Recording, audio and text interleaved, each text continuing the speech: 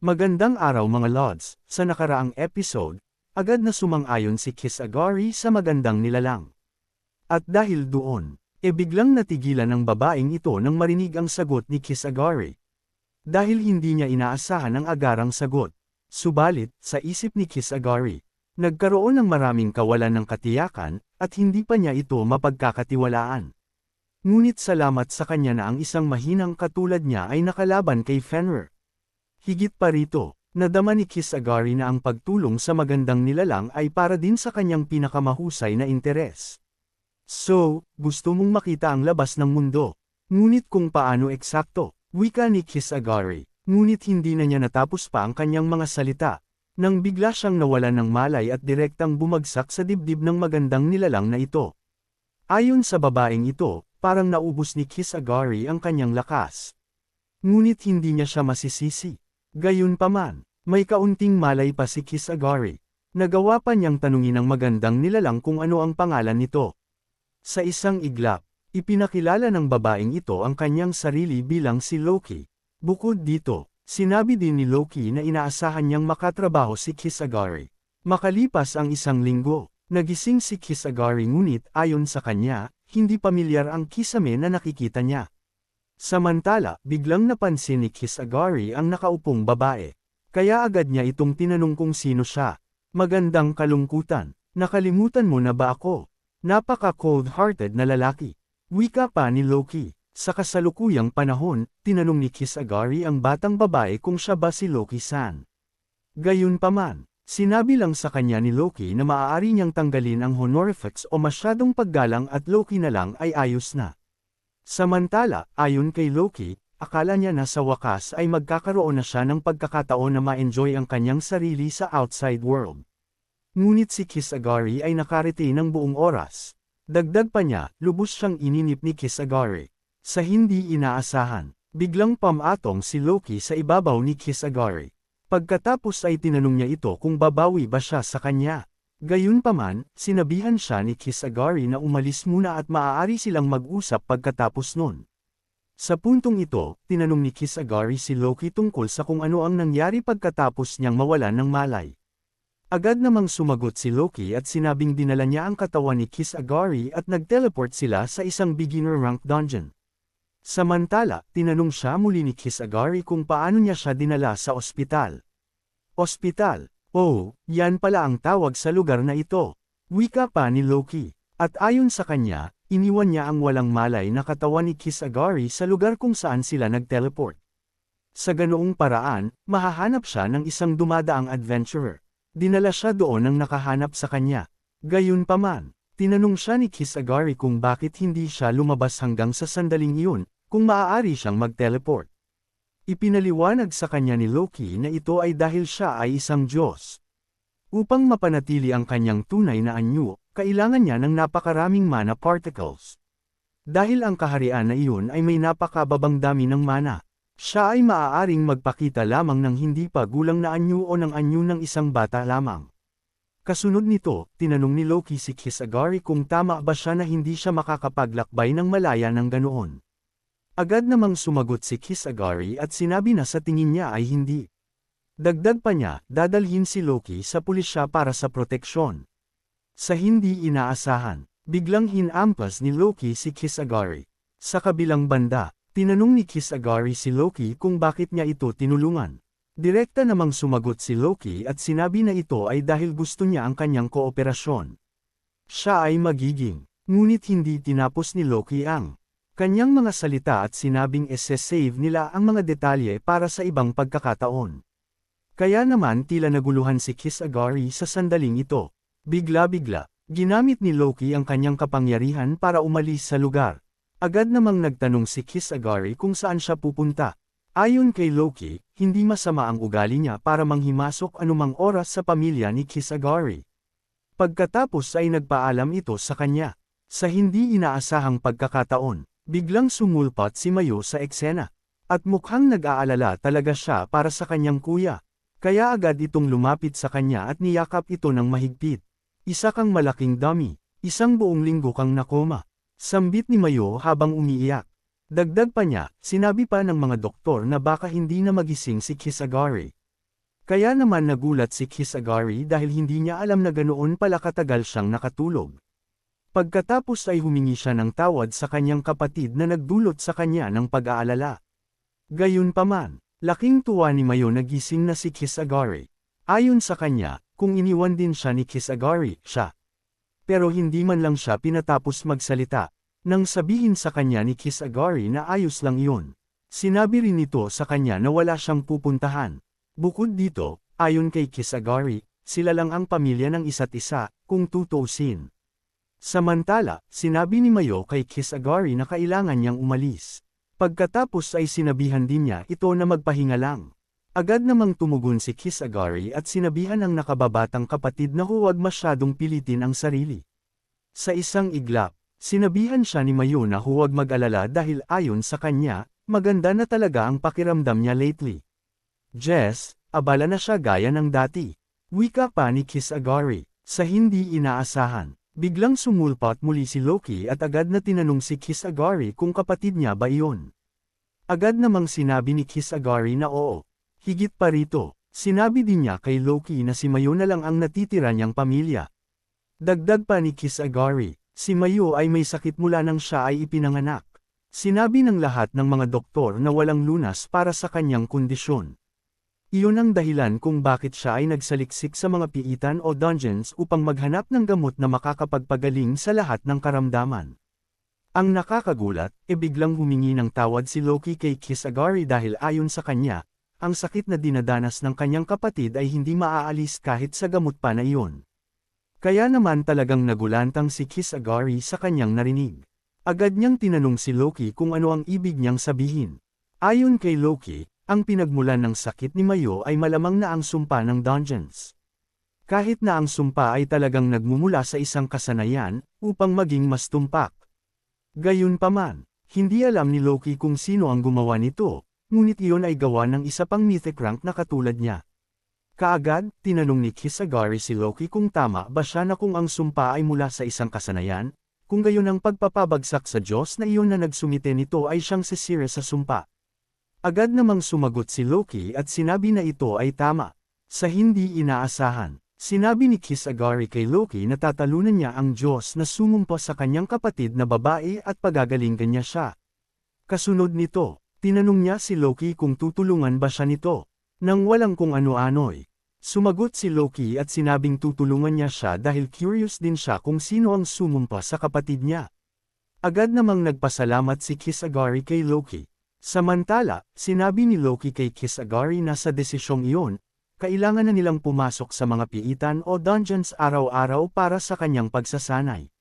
Dagdag pa niya, si Kisagari ay mangangailangan ng higit pang karanasan sa ilalim ng kanyang sinturon upang hamunin ang isang mythic rank na dungeon. Ayon kay Kisagari, gusto niya talagang gawin iyon, ngunit kailangan pa niyang pumasok sa paaralan. Gayunpaman, walang ideya si Loki kung ano ang paaralan. Kaya ipinaliwanag sa kanya ni Kisagari na ang lahat ng mga estudyante sa Tengetsu Academy, ang paaralang kanyang pinapasukan, ay nagising o naging awaken. Ito ay isang espesyal na paaralan para sa mga naglalayong maging adventurer. Well, alinman sa paraan, magiging team na tayo mula ngayon, Loki. Wika pa ni Kisagari. Agad namang tumugon si Loki at sinabi kay Kisagari na inaasahan niya ang kanyang pakikipagtulungan. Makalipas ang 3 araw, sa isang day off, sa JDMO o Japan Dungeon Management Organization, sinabi ng babaeng ito na nasa harapan kay Kisagari na nangangamba siyang hindi siya papayagang pumasok sa piitan o dungeon bilang solo party. Sinabi rin niya sa kanya na isaalang-alang ang pagkakaiba ng antas. Dagdag pa ng babaeng ito, itinakda na kapag nag-iisang nakikipagsapalaran, ligtas lamang na harapin ang mga halimaw na nasa mas mababang antas kaysa kay Kisagari. Siya ay pantay na matutumbasan laban sa mga halimaw ng parehong antas. At kapag nakikipaglaban sa mas mataas na antas na halimaw, magkakaroon ng malaking spike sa antas ng panganib. Gayunpaman, ayon sa babaeng ito, kasalukuyang nasa level 4 si Kisagari. Ang mga halimaw na lumilitaw sa beginner rank dungeon na Goblin's Den ay at least nasa level 5. Kaya't sinabi niya sa kanya na alam niyang hindi ito malaking pagkakaiba, ngunit ang mga patakaran ay mga patakaran. Bilang resulta, nina si Loki sa babaeng staff. Tinanong pa niya si Kisagari sa kanyang isip kung dapat ba niya itong gawing pinong karne para sa kanya.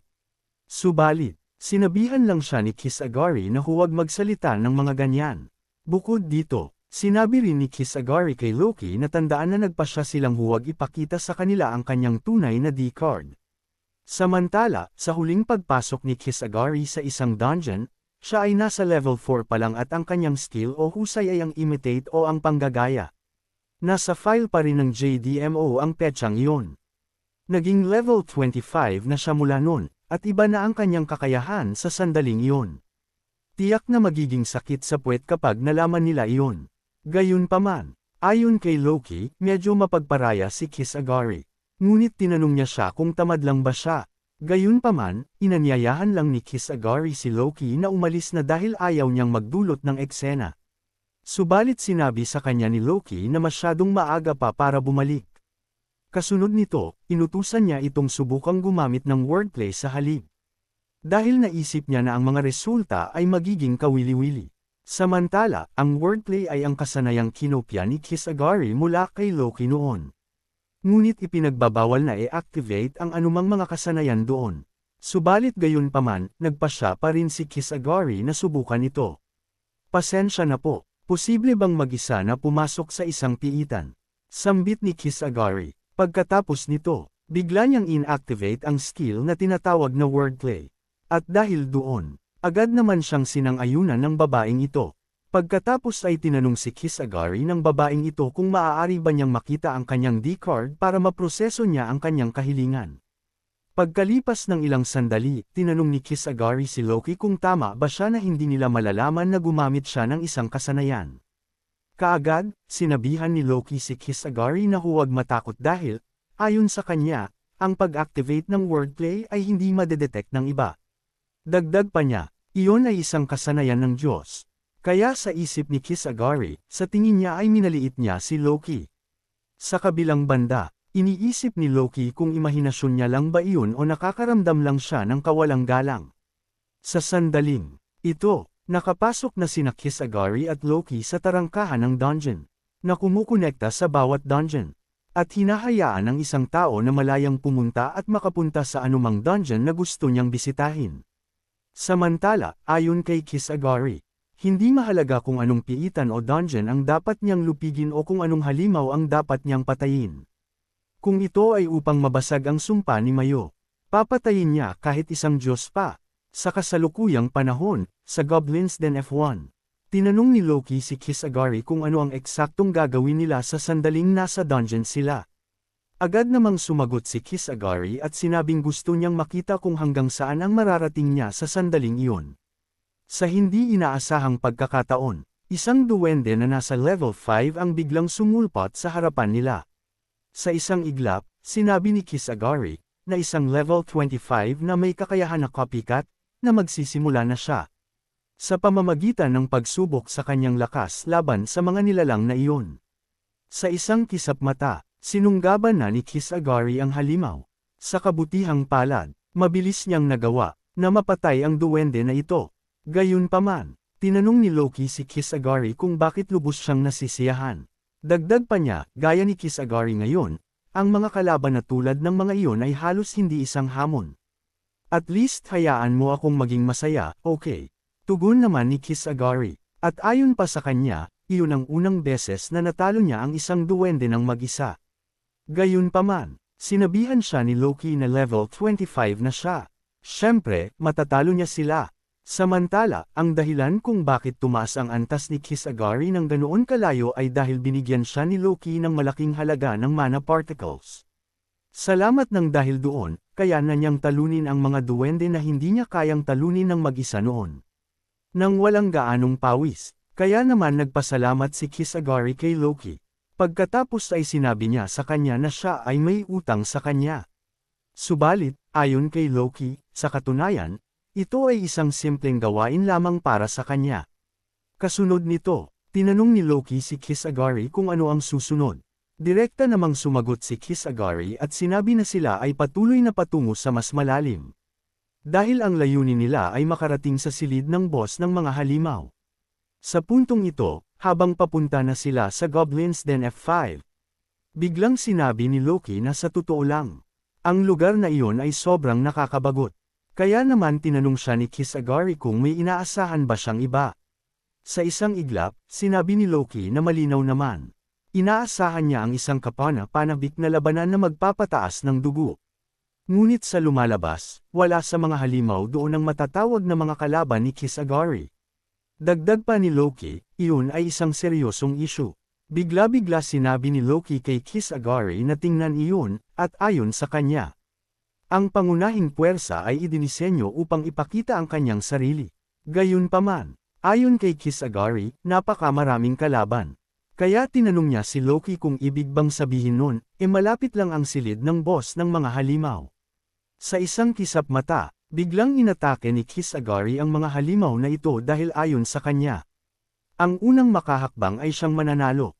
Sa kabilang banda, kahit laban sa napakaraming duwende, walang kahirap-hirap silang tinalo ni Kisagari. Bilang karagdagan, nag-aalala si Kisagari kung kaya niya bang labanan sila, ngunit ayon sa kanya, iyon ay parang isang naglalakad lang sa parke. Ang nakakagulat, isang batalyon ng mga duwende, ang biglang lumapit para salakayin si Kisagari. Ngunit hindi natinag si Kisagari. Sa halip, ginamit niya ang kanyang makapangyarihang espada upang ipagtanggol ang sarili. Kaya naman nagulat si Loki sa ipinakita ni Kisagari sa sandaling ito. Sa hindi inaasahang pagkakataon, biglang sinubukang pigilan ni Loki si Kisagari. Ngunit hindi niya ito pinakinggan dahil huli na ang lahat. Bilang resulta, isang napakalaking pagsabog ang naganap sa lugar na iyon. Maging ang lupa ay nagkaroon ng bitik dahil sa lakas ng kapangyarihan ni Kisagari. Ang ganda, para lang akong, wika pa ni Kisagari, ngunit hindi na niya natapos pa ang kanyang mga salita, nang biglang may naramdaman siyang kung ano-ano sa katawan niya na naging dahilan ng pagbagsak niya sa lupa. Kasunod nito, tinawag siyang tanga ni Loki. Pagkatapos ay sinabi niya sa kanya na iyon ang dahilan kung bakit sinabi niya sa kanya na huminto. Higit pa rito, ayon kay Loki, iyon ang kabayaran ng paggamit ng mga divine technique sa kanyang mahinang katawang tao. Gayunpaman, nagtaka si Kisagari dahil hindi iyon nangyari noong ginamit niya ito noon. Kaya sinabi sa kanya ni Loki na sinabi niya na may katawan ng tao. Kasunod nito, sinabi niya sa kanya na tandaan na si Kisagari ay gumagamit ng Heavenly Authority noong panahong iyon. Pagkatapos ay tinanong siya ni Kisagari kung hindi niya ba magagamit ang kakayahan ni Fenrir maliban kung mayroon siyang makalangit na awtoridad na aktibo. Agad namang sumagot si Loki at sinabi na tama iyon. Dagdag pa niya, iyon ang dahilan kung bakit niya sinabi ang mga salitang iyon sa kanya. Ipinagbabawal niya ang paggamit ng makalangit na awtoridad gayon din ang lahat ng iba pang kasanayang kinopya ni Kisagari mula kay Fenrir. Kaya naman talagang nabigla si Kisagari sa sinabi ni Loki. Gayunpaman, ayon kay Loki, iyon ay isang kapansanan upang hindi magsimulang masyadong umasa si Kisagari sa kanyang alas na baraha. Bilang karagdagan, ito ay tinawag na isang alas na baraha dahil dapat save iyon ni Kisagari sa pinakamahusay para sa huli. Kaya naman sinabi na lamang ni Kisagari na iyon ang dahilan kung bakit hindi niya kayang panindigan ang mga manlilinlang na Diyos. Makalipas ang ilang oras, nakarating na sina Kisagari at Loki sa magarbong pasukan ng mga duwende. Samantala, ang Goblin King ang huling boss ng Goblin's Den. Ang kasanayan nito na tinatawag na Summon Underling ay nagbibigay daan dito na magpatawag ng mas maraming Goblin Ads. Ang kayang talunin ang boss na iyon ay sinasabing pagsubok kung ang isang nagising o awakened ba ay may kung ano ang kinakailangan.